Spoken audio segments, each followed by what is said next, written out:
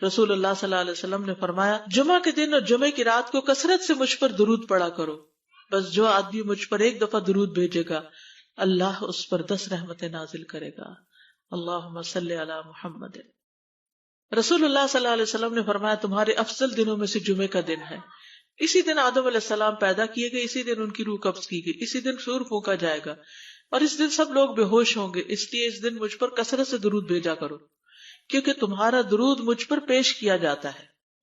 کہتے ہیں لوگوں نے پوچھا یا رسول اللہ ہمارا درود آپ پر کس طرح پیش کیا جائے گا جبکہ آپ کا جسم بوسیدہ ہو چکا ہوگا؟ تو آپ نے فرمایا بے شک اللہ عز و جل نے انبیاء کے جسموں کو زمین پر حرام کر دیا ہے، یعنی فرشتوں کے ذریعے آپ تک درود پہنچایا جاتا ہے۔ انبیاء کے جسموں کو مٹی نہیں کھاتی، صحیح سلامت ہوتے ہیں ان کے جسم۔ سورۃ الکہف پڑھنا، نبی صلی اللہ علیہ وسلم نے فرمایا جو شخص جمعہ کے دن سورۃ الکہف پڑھتا ہے تو اس کے لیے دوسرے جمعے تک نور روشن رہتا ہے۔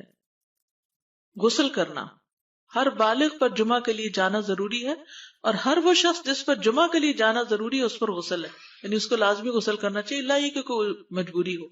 تو آپ اپنا اسکیجول اس طرح بنائیں نا کہ جیسے اگر آپ ہر روز نہاتے ہیں پھر تو کوئی مسئلہ نہیں، لیکن اگر آپ ایک دن چھوڑ کے ایک دن نہاتے ہیں تو آپ پھر اس طرح اسکیجول کریں کہ جیسے آپ منڈے کو نہائے، پھر وینسڈے کو نہائے، پھر جمعے کو نہائے، پھر آپ سیٹرڈے سنڈے اگر نہیں بھی نہاتے پھر منڈے، تو اس طرح آپ جمعے کو مس نہیں کریں گے۔ یہ نہیں کہ جمعرات کو نہا کے جمعہ کو چھوڑ دیا یا جمعہ چھوڑ کے ہفتے کو نہائے، ایسا نہیں کرنا چاہیے۔ علماء نے غسل کے حکم کے بارے میں اختلاف کیا، بعض تو کہتے ہیں یہ واجب ہے یعنی فرض کے درجے میں ہے، اور جمہور علماء یہ کہتے ہیں کہ مستحب ہے، پسندیدہ ہے، افضل عمل ہے۔ حدیث میں آتا ہے جس نے جمعے کے دن وضو کیا اس نے اچھا کیا اور جس نے غسل کیا تو یہ افضل ہے۔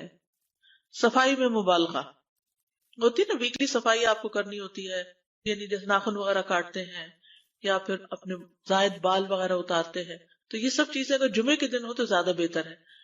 نبی صلی اللہ علیہ وسلم نے فرمایا جو شخص جمعے کے دن اچھی طرح غسل کرے، اچھی طرح سنوار کر وضو کرے، اپنے بہترین لباس میں سے پہنے، یعنی جمعے کے دن باقی دنوں کی نسبت اچھا لباس پہنے، اللہ نے اس کی قسمت میں گھر والوں کی جو خوشبو لکھی ہو وہ لگا لے، یعنی گھر میں جو بھی خوشبو ہے، پھر جمعہ پڑھنے آئے تو لغو کام نہ کرے، 2 آدمیوں کے درمیان جدائی نہ کرے، یعنی 2 لوگ بیٹھے ان کے بیچ میں گھس کے بیٹھ جائے۔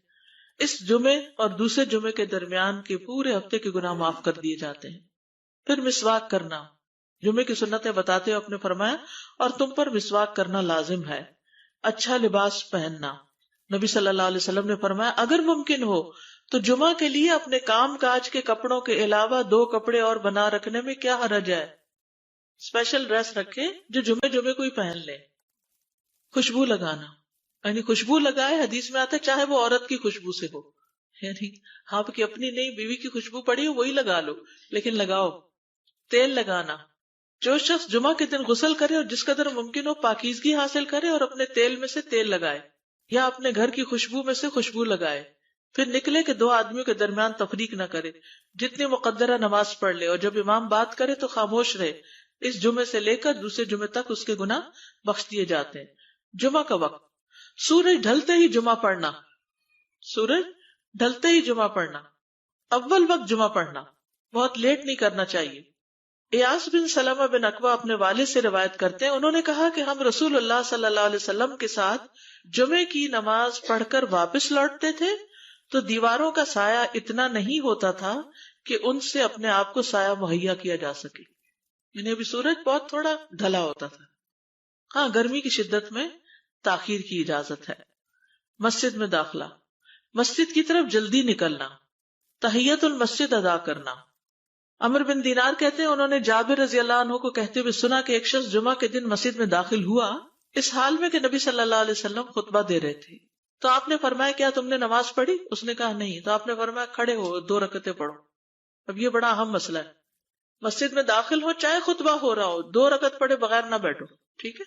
اور یہ کیا ہے؟ دراصل تحیت المسجد، یہ جمعے کی سنتیں نہیں ہیں، یہ کیا ہے؟ تحیت المسجد ہے، اور مختصر پڑھی جائیں، یعنی امام جب خطبہ دے رہا ہو تو چاہیے کہ 2 رکعتیں پڑھے اور دونوں میں اختصار کرے۔ نماز سے قبل حلقہ بنانے کی ممانعت، مثلا آپ جلدی چلے گئے تو یہ نہیں کہ ایک گروپ بنا کے آپس میں گپ شپ شروع کر دیں، نہیں، سیدھے ہی لائنوں میں بیٹھیے۔ انتظار کا وقت کیسے گزاریں گے؟ نفل پڑھ کے بیٹھ گئے، ذکر اذکار کریں، قبلے کی طرف رخ کر کے لائنوں میں بیٹھیں، حلقہ نہیں بنائیں، بیٹھ کے خرید و فروخت نہیں کریں، تاخیر سے آنے پہ گردنیں پھلانگ کے نہ آگے جائیں۔ رسول اللہ صلی اللہ علیہ وسلم نے فرمایا ٹیک لگا کے مت کھاؤ، یہ عام ایک ادب بتایا، یعنی اس طرح ٹیک لگا کے نہیں کھاؤ، کھانے کے وقت سیدھے ہو جاؤ۔ چھنے ہوئے آٹے کی روٹی نہ کھاؤ، میدا۔ مسجد میں کوئی جگہ مقرر نہ کرو کہ یہ میری جگہ ہے، آپ کیوں آج یہاں کھڑی ہو گئی، کہ تم اسی میں ہی نماز پڑھو۔ کچھ لوگ ہوتے ہیں نا آ کے مخصوص جگہ ہی پڑھتے ہیں، اگر کوئی اور وہاں ڈسٹرب ہو جاتے ہیں۔ اور جمعہ کے دن لوگوں کی گردنیں نہ پھلانگو، ورنہ اللہ تمہیں قیامت کے دن لوگوں کے لیے پل بنا دے گا۔ کیونکہ بہت اذیت کی بات ہے نا، آپ بیٹھے ہیں لوگ باقاعدہ بازو کے کندھوں پہ ہاتھ رکھ کے اس کو تنگ کر اس کو تنگ کر، تو یہ نہیں کرنا چاہیے۔ اگر آپ کو اٹھنا بھی پڑ گیا بیچ میں تو واپسی پہ پیچھے کھڑے ہو جائیے، اگلی لائن مل جائے گی۔ جی یہ تو بہت ضروری بات آپ نے کی کہ جب لوگ مسجد آئے تو پہلی صف میں بیٹھے، یہ نہیں پہلی چھوڑ کے آخری میں بیٹھ جائیں اور پھر لوگ ان کی گردنیں پلانگتے رہیں، دوسروں کے لیے فتنہ بننا۔ جابر بن عبداللہ رضی اللہ عنہ سے روایت ہے کہ جمعے کے دن رسول اللہ صلی اللہ علیہ وسلم خطبہ ارشاد فرما رہے تھے کہ ایک آدمی مسجد میں داخل ہوا، وہ قریب آ کر بیٹھنے کے لیے لوگوں کے اوپر سے گزرنے لگا۔ رسول اللہ صلی اللہ علیہ وسلم نے فرمایا بیٹھ جاؤ، تحقیق تم نے لوگوں کو تکلیف پہنچائی اور دیر سے آئے۔ یہ عربی کے الفاظ بڑے خوبصورت ہیں، اجلس فقد آذیت و آنیت، کتنی جامع زبان ہے یہ۔ اجلس فقط آذیت، تو نے اذیت دی، و آنیت، اور دیر سے آئے، ہاں تو اس سے منع کیا گیا۔ کسی کو اس کی جگہ سے نہ اٹھانا۔ جابر رضی اللہ عنہ نبی صلی اللہ علیہ وسلم سے روایت کرتے ہیں، آپ نے فرمایا تم میں سے کوئی شخص جمعہ کے دن اپنے بھائی کو کھڑا نہ کرے کہ پھر دوسری طرف سے آ کر اس کی جگہ پہ خود بیٹھ جائے، بلکہ جو آئے وہ کہے جگہ کشادہ کرو، بھی ہمارے لیے بھی جگہ بناؤ، یہ کہے۔ خطبہ جمعہ اور اس کے آداب۔ خطبہ جمعہ کی اہمیت، جب اذان ہو جائے تو کیا کرے انسان؟ مسجد کی طرف دوڑ پڑے۔ تو مسجد میں جماعت تو نہیں ہو رہی ہوگی، پہلے کیا ہو رہا ہوگا؟ خطبہ ہو رہا ہوگا۔ امام کا خطبے سے پہلے سلام کرنا۔ نبی صلی اللہ علیہ وسلم جب ممبر پر چڑھتے تو حاضرین کو السلام علیکم کہتے۔ امام کا کھڑے ہو کر خطبہ دینا۔ رسول اللہ صلی اللہ علیہ وسلم کھڑے ہو کر خطبہ دیتے، پھر بیٹھ جاتے، پھر کھڑے ہوتے اور کھڑے ہو کر خطبہ دیتے، یعنی بیچ میں تھوڑا سا بیٹھ بھی جاتے تھے۔ جس نے تمہیں یہ خبر دی کہ آپ بیٹھ کر خطبہ دیتے تھے تو تحقیق اس نے جھوٹ بولا۔ بس یقیناً اللہ کی قسم میں نے آپ کے ساتھ 2000 سے زائد نمازیں پڑھی ہیں، یعنی جن میں بہت سے جمعے بھی آئے ہیں، تو ایسا کچھ نہیں۔ امام کا 2 خطبے دینا، یعنی کھڑے تھے پہلے، پھر ذرا بیٹھ گئے، پھر دوسری دفعہ اٹھے تو یہ 2 خطبے ہو گئے۔ مختصر خطبہ دینا۔ آپ کے خطبات چند کلمات ہوا کرتے تھے، بہت لمبی تقریریں نہیں۔ آپ کا خطبہ درمیانہ ہوتا تھا۔ نبی صلی اللہ علیہ وسلم نے فرمایا آدمی کا نماز کو لمبا کرنا اور خطبے کو مختصر کرنا اس کی سمجھداری کی علامت ہے۔ بس نماز لمبی کرو اور خطبہ مختصر کرو، کیونکہ بعض بیان جادو جیسا اثر رکھتے ہیں، یعنی تھوڑا بھی بات کرو گے تو دل میں چلی جائے گی۔ نماز پہ زیادہ توجہ۔ نبی صلی اللہ علیہ وسلم کا خطبے میں سورۃ قاف پڑھنا۔ حارثہ بن نعمان کی بیٹی سے روایت ہے، کہتی ہے کہ میں نے سورۃ قاف رسول اللہ صلی اللہ علیہ وسلم سے سن کر حفظ کر لی۔ آپ ہر جمعے کو خطبے میں پڑھا کرتے تھے۔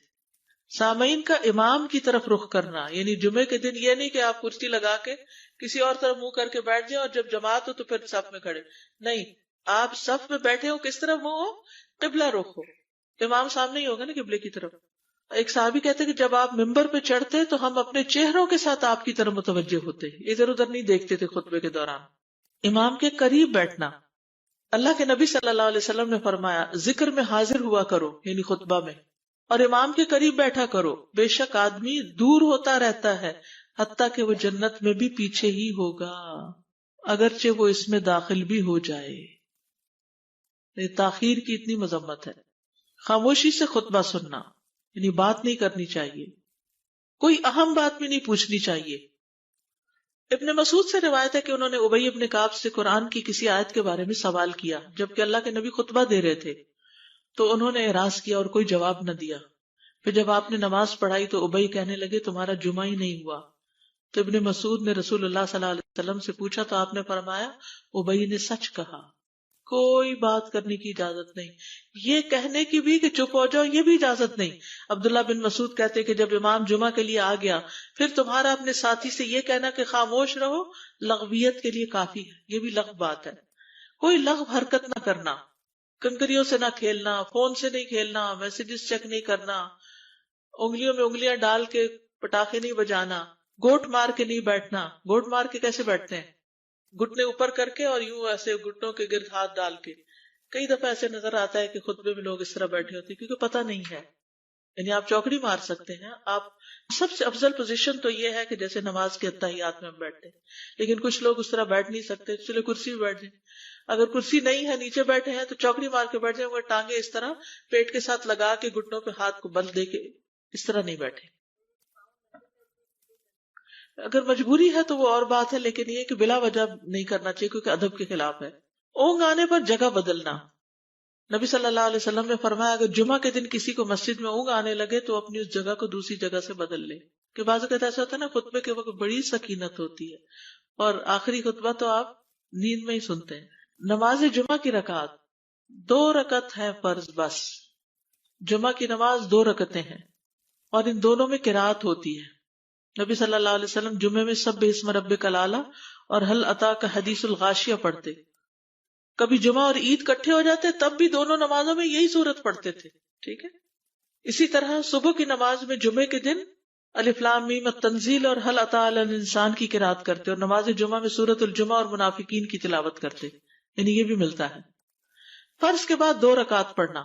عبداللہ بن عمر سے روایت ہے انہوں نے رسول اللہ صلی اللہ علیہ وسلم کی نفل نماز کو بیان کیا اور کہا کہ آپ جمعے کے بعد کوئی نفل نماز نہیں پڑھتے تھے حتیٰ کہ واپس تشریف لے جاتے پھر اپنے گھر میں 2 رکعت پڑھتے تھے. اب جو لوگ گھر نہیں جاتے تو پھر وہیں پر وہ پڑھ لیتے ہیں، ورنہ آپ صلی اللہ علیہ وسلم اپنی سنتیں وغیرہ گھر میں پڑھتے تھے. اور اسی طرح 4 بھی پڑھی جا سکتی، 2 بھی ہیں 4 بھی ہیں. آپ صلی اللہ علیہ وسلم نے فرمایا جب تم میں سے کوئی جمعہ پڑھ چکے تو اس کے بعد 4 رکعتیں پڑھے. یہ آپ کا حکم ہے. تو جب آپ کا 2 چیزیں ہوتی ہیں سمجھنے کے لیے، ایک آپ کا فعل ہوتا ہے اور ایک آپ کا حکم ہوتا ہے. تو ہمارے لیے کیا ہے؟ جو آپ کا حکم ہو. جمعے کے بعد کوئی اور نماز پڑھنے سے پہلے گفتگو کرنا، یعنی سنت پڑھنے سے پہلے گفتگو کرنا. اسما بن مالک سے مرفوعاً روایت ہے کہ جب تم میں سے کوئی آدمی جمعہ کی نماز پڑھے تو اس کے بعد اس وقت تک کوئی نماز ادا نہ کرے جب تک کسی سے کلام نہ کرے یا اس جگہ سے نکل نہ جائے. پہلے منع تھا، اب کوئی نہ کوئی بات کر لینی چاہیے. نہیں سمجھ آئی؟ یعنی جمعہ پڑھ لیا آپ نے اور پھر کسی سے آپ سلام دعا کر لیں، اس کے بعد سنت پڑھیں یا نفل جو بھی. ٹھیک ہے. اور گھر جانا ہے تو گھر جا کے پڑھیں، اور اگر گھر نہیں جانا، کام پہ جانا ہے تو ادھر ہی پڑھ کے چلے جائیں. کتنا پیارا ہے ہمارا دین کہ اتنا لمبا بھی چپ کا روزہ نہیں رکھوایا. بالکل. عاصم سے روایت ہے، وہ ابو قلابہ سے نقل کرتے ہیں میں نے ان کے ساتھ جمعہ کی نماز پڑھی. جب میں نے اپنی نماز پوری کر لی انہوں نے میرے ہاتھ کو پکڑا اور میری جگہ پر کھڑے ہوئے اور مجھے اپنی جگہ پہ کھڑا کیا. وہ جو ہم چینج کرتے ہیں نا جگہ، وہ اس کی بات ہو رہی ہے. یعنی جمعے کے بعد کوئی اور نماز پڑھنے سے پہلے بات بھی کر لینا، جگہ بھی تبدیل کرنا. لیکن اگر کچھ لوگ پہلے سے ہی آپ کی سنتیں شروع کر چکے اور کوئی چینج کرنے والا نہیں تو پھر پڑھ لیجئے.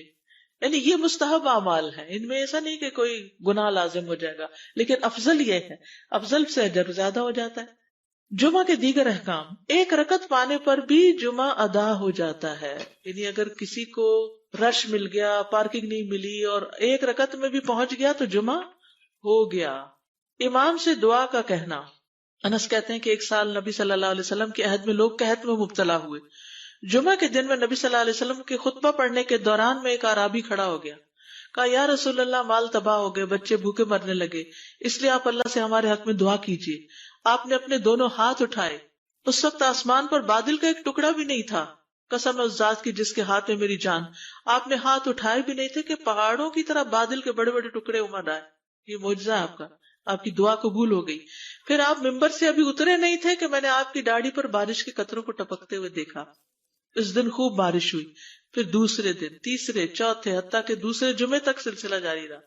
دوسرے جمعے وہی عرابی یا کوئی اور کھڑا ہو گیا اور کہا یا رسول اللہ، چھتیں گر گئی، مال ڈوب گیا، اس لیے آپ ہمارے لیے اللہ سے دعا کیجیے.